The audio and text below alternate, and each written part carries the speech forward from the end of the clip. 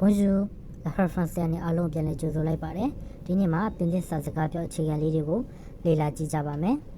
မင်းနာမည်ဘယ်လိုခေါ်လဲ Comment vous appelez-vous Comment vous appelez-vous ကိုနာမည်ကမောင်မောင်ဆိုရင် Je m'appelle မောင်မောင် Je m'appelle မောင်မောင်တွေ့ရတာဝမ်းသာပါတယ် Enchanté Enchanté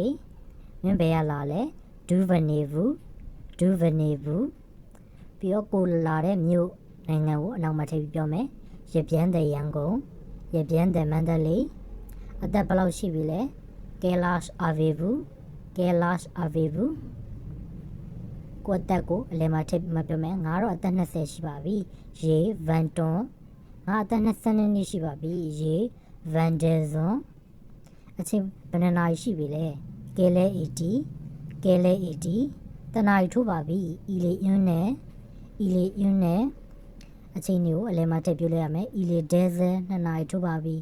Il est 3 heures 3နာရီထိုးပါပြီလို့မို့ဆိုရင်ပြင်သစ်စာအခြေခံစကားပြောလေးကိုရသွားမယ်လို့ညွှန်လင်းပါတယ်